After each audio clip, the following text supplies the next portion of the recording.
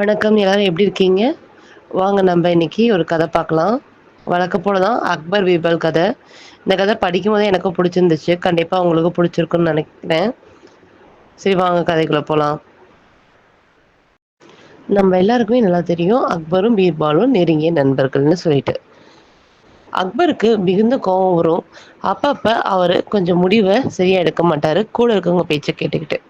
அப்ப எப்பல்லாம் அவரு தவறான முடிவு எடுக்கிறாரோ, அப்பல்லாம் அவர நீங்க செய்றது தவறு அப்படின்னு முகத்துக்கு நேரா சொல்லி காட்டாம, அத எப்படி அவருக்கு புரிய வைக்கணுமோ, அந்த வழியில போய் புரிய வச்சு, அவருடைய தவற நிறுத்தி வைப்பாரு பீர்பால்.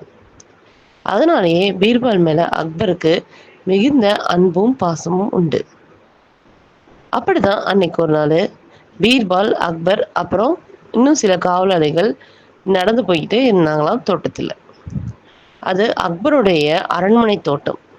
அதனால அங்க நிறைய பூக்கள் மலர்ந்து குலுங்குச்சாம். அதுல முக்காவாசி ரோஜா மலர்கள் தான். ரோஜா மலர்கள் பார்ப்பதற்கு மட்டும் இல்ல, நல்ல வாசனையும் தரக்கூடியது. அந்த வாசனையையும், அந்த ரோஜா மொட்டுக்களும், மலர்களும் அங்க பூத்து குலுங்குறத பார்க்கறதுக்கு, அது உண்மையாலுமே சொர்க்கம் போல தான் இருந்துச்சாம். அத உணர்ந்த அக்பர் வாய் விட்டு சொன்னாராம். என்னுடைய நாடு தான் இருக்கிறதுலே மிகுந்த சிறந்த சொர்க்கம் அப்படின்னு சொன்னாராம். எல்லாரும் அத ஆமோதிச்சாங்களாம் ஒருத்தர தவிர. வேற யாரு? அவர் நம்ம பீர்பால் தான். அக்பர் கேட்டாராம் பீர்பால்ட்ட, "ஏன் பீர்பால், நீங்க இந்த கருத்த ஒத்துக்கலையா?" அப்படின்னு சொல்லிட்டு. "நான் அந்த கருத்த ஒத்துக்கிறேன். ஆனா அது கூடயே எனக்கு ஒரு கவலையும் வருதே" அப்படின்னு சொன்னாராம். "என்ன பீர்பால், அழகா இருக்கிறதுல என்ன கவலை?" அப்படின்னு கேட்டாராம். அக்பர், "நான் ஏன் கவலைப்படுறேன்னா, மத்த நாட்ட பார்க்கும்போது, நம்ம நாட்ல அழகும் அதிகமா இருக்கு, அறிவும் அதிகமா இருக்கு, அப்புறம் செல்வ வளமும் அதிகமா இருக்கு. ஏன்னா, நம்ம நாட்ல இருக்க மக்களுக்கு படிப்பறிவு அதிகமா இருக்குது. அவங்க வியாபாரம் நல்லா பண்றாங்க. அதனால அவங்க கிட்ட பணப்புழக்கமும் அதிகமா இருக்கு. மத்த நாட்ட பார்க்கும்போது, நம்ம நாட்ல ஏழைகள் கம்மியாவே இருக்காங்க. பணக்காரர்களுடைய வாடிக்கை அதிகமாயிட்டே இருக்கு. அதனாலேயே இது ஒரு நல்ல வளர்ச்சி. இந்த மாரி இருக்கிற நாட்ட கைப்பற்றதுக்காக நிறைய மன்னர்கள், உங்களுடைய பக்கத்து நாட்டு மன்னர்கள் முக்கியமா, அவங்க உங்கள மேல போர் எடுத்து வர்றதுக்காக காத்துட்டு இருக்காங்க. எந்நேரம் வேணா உங்களுக்கு ஆபத்து சூழும். அத நினைக்கும்போது தான் எனக்கு ரொம்ப கவலையா இருக்கு" அப்படின்னு பீர்பால் சொன்னாராம். இத கேட்ட அக்பர், "ஆமா, என்ன பண்றது?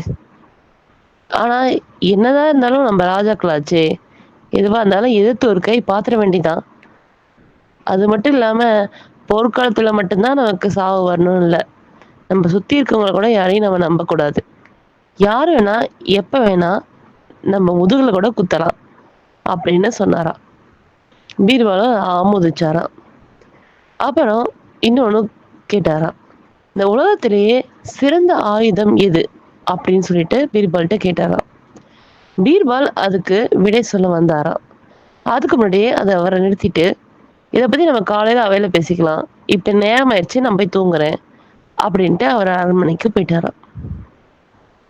அடுத்த நாள் காலையில அரண்மனை எல்லாரும் அடுத்த நாள் காலையில அவ கூடுச்சாம்.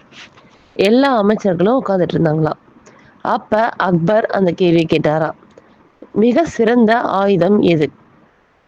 அப்படின்னு. எல்லாரும் ஒரு மாரி பார்த்தாங்களாம்.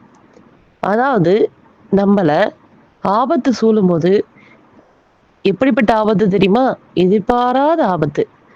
நம்மள எதிர்பாராத ஒரு ஆபத்து சூழும்போது, நாம நம்மள எப்படி தற்காத்துக்கலாம்?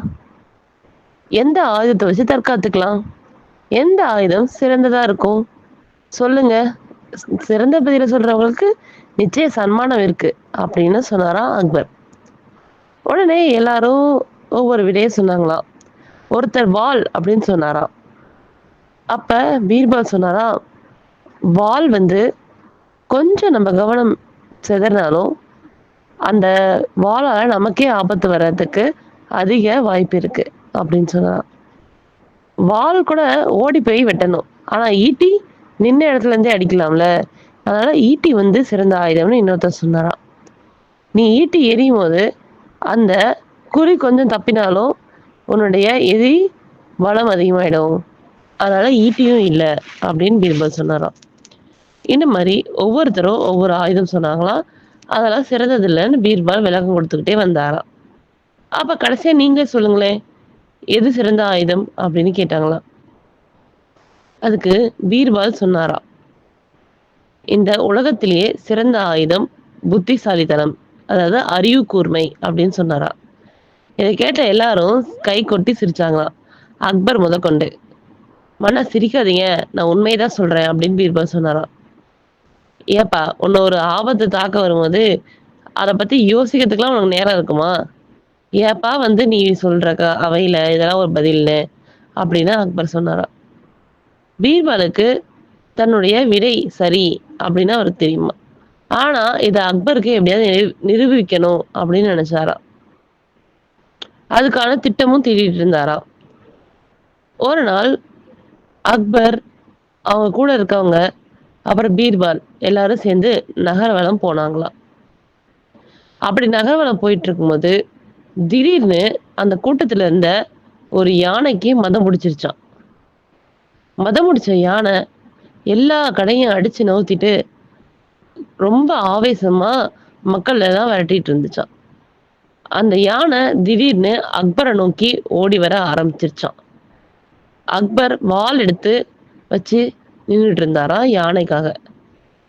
அந்த யானைய வாழை வச்சியும் அக்பரால தடுக்க முடியலையாம். அவர் பின்னோக்கி செல்ல யானை அவரை பக்கமா முன்னோக்கி வந்துகிட்டே இருந்துச்சான். புறமுதுகு காட்டி ஓடுறதுக்கும் அக்பருக்கு தன்மானம் இடம் கொடுக்கலையா. அக்பரும் ஈட்டி எடுத்தாராம். அங்க அவங்க சொன்ன ஒவ்வொரு ஆயுதத்தையும் எடுத்து முயற்சி பண்ணாரா யானை விரட்ட. எதுவுமே வேலைக்கு ஆகலையா. அந்த யானை அக்பரை நோக்கி முன்னேறி வந்துகிட்டே இருந்துச்சான்.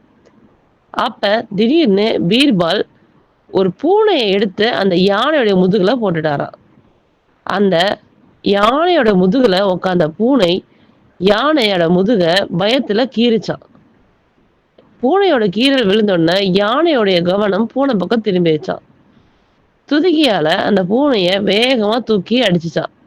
அந்த பூனை கீழே விழுந்ததுமே யானையுடைய பிளிறத கேட்டு வேகமா ஓட ஆரம்பிச்சுச்சான்.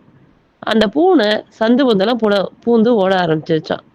யானை தான் முதுகுல கீறல் பட்ட பூனைய விடக்கூடாதுன்னு பூனை பின்னாடி ஓடிருச்சான். இப்ப அக்பர் மேல இருந்த குறி தப்பி தன் கவனம் சிதறி அந்த பூனைய தன் குறியா நினைச்சு பூனை பின்னாடி ஓட ஆரம்பிச்சிருச்சான் யானை. இப்ப அக்பருக்கு புரிஞ்சிருச்சான், உலகத்திலேயே சிறந்த ஆயுதம் புத்தி கூர்மைதான். எந்த ஆயுதத்தாலையும் தனக்கு திடீர்னு வரக்கூடிய பேராபத்தை வெல்ல முடியாது, புத்தி கூர்மையை தவிர. அதுதான் இந்த கதையுடைய நீதி.